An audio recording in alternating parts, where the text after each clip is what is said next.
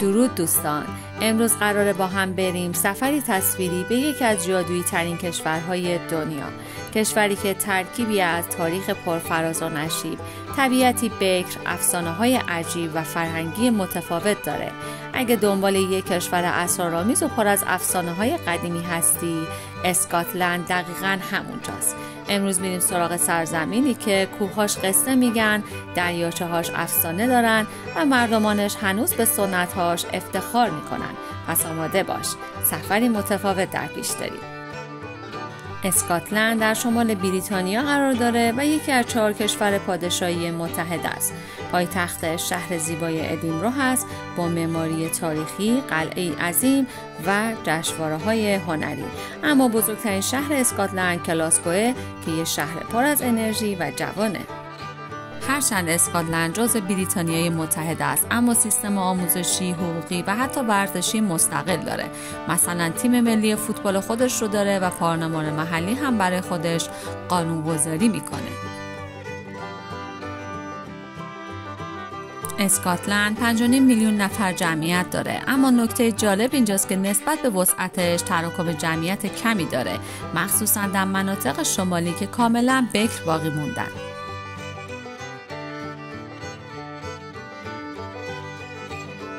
اسکاتلند از دوران باستان تا امروز همیشه برای حفظ هویت و استقلال خودش جنگیده. در ابتدا قبیله‌هایی مثل پیکت‌ها و سلت‌ها در این منطقه زندگی می‌کردند. بعدش رومی‌ها سعی کردند تسخیرش کنند، اما هیچ وقت موفق نشدن اسکاتلند رو به طور کامل فتح کنند. در قرون وسطا اسکاتلند پادشاهی مستقل بود. شاهان بزرگی مثل رابرت بروس و ویلیام والاس نماد مقاومت در برابر سلطه انگلستان شدند. فیلم شجاع شاید اغراق داشته باشه، ولی پایه‌های تاریخی قوی داره.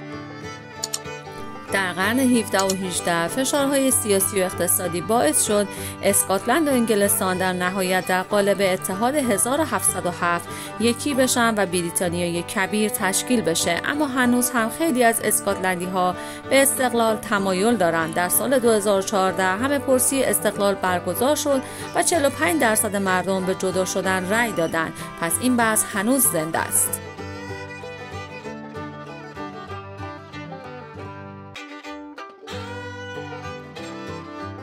اسکاتلند به داشتن طبیعتی دراماتیک و چشم‌نواز معروفه. منطقه هایلند یعنی زمین‌های بلند قلب طبیعت وحشی اسکاتلنده. کوه‌های سر به فلک کشیده، دریاچه‌های آروم و دشت‌های بی‌پایان فضای سینمایی ایجاد می‌کنند. دریاچه معروف لوخ نیس در نزدیکی شهر اینورنس قرار داره. افسانه ها میگن هیولایی به اسم نسی در این دریاچه پنهان شده. هنوز هم گردشگرا به امید دیدن این موجود افسانه‌ای به اینجا میان.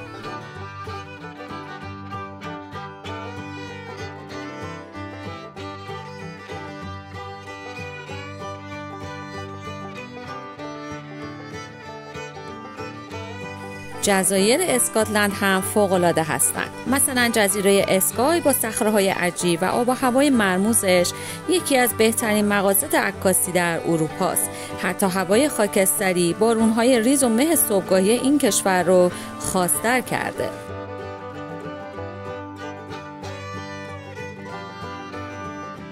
فرهنگ اسکاتلند ترکیبی از سنت‌های باستانی و روحیه مدرن امروزه.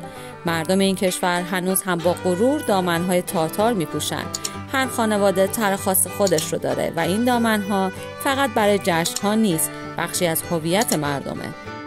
موسیقی بومی اسکاتلند پر از احساسه. صدای بگپایپ، این ساز بادی عجیب اما تاثیرگذار، اغلب در مراسم رسمی، نظامی یا عروسی‌ها نواخته میشه و فضای خاصی ایجاد میکنه.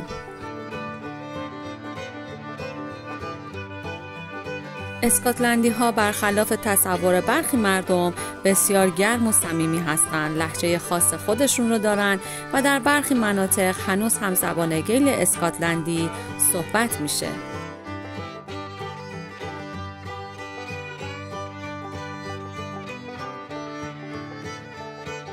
هر سال جشن‌های سنتی زیادی برگزار میشه. معروف‌ترینش جشن سال نوئه که با موسیقی، آتشبازی و رقص سنتی همراهه. جشنواره ادینبرو هم یکی از بزرگترین فستیوال‌های هنری دنیاست.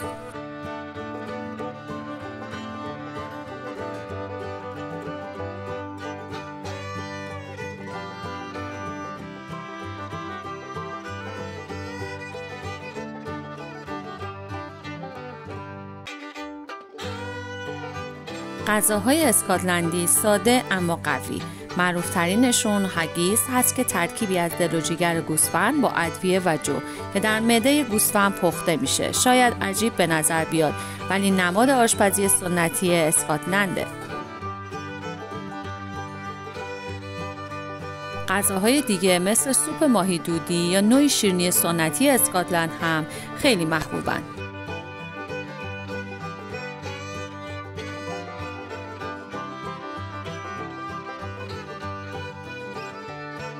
اما بدون شک اسکاتلند با ویسکی شناخته میشه. بیش از 130 کارخانه تقدیر در سراسر کشور هست که از قرنها پیش مشغول تولید این نوشیدنی هستند. هر منطقه طعم و عطر خاص خودش رو داره. تورهای بازدید از این کارخانه ها خیلی پرطرفدارن، حتی برای کسانی که اهل نوشیدن نیستن.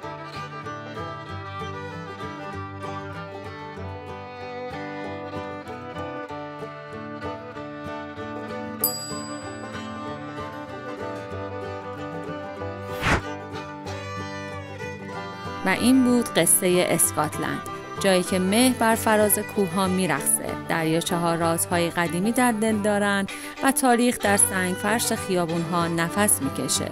اگر حتی برای چند دقیقه تونستم زیبایی این سرزمین رو به دل شما بیارم خوشحالم. یادتون نره ویدیو رو لایک کنید، کانال رو دنبال کنید و برام بنویسید که شما با کدوم بخش اسکاتلند بیشتر ارتباط گرفتید. تا دیدار بعد با قلبی پر از شوق سفر، بدرود دوستان.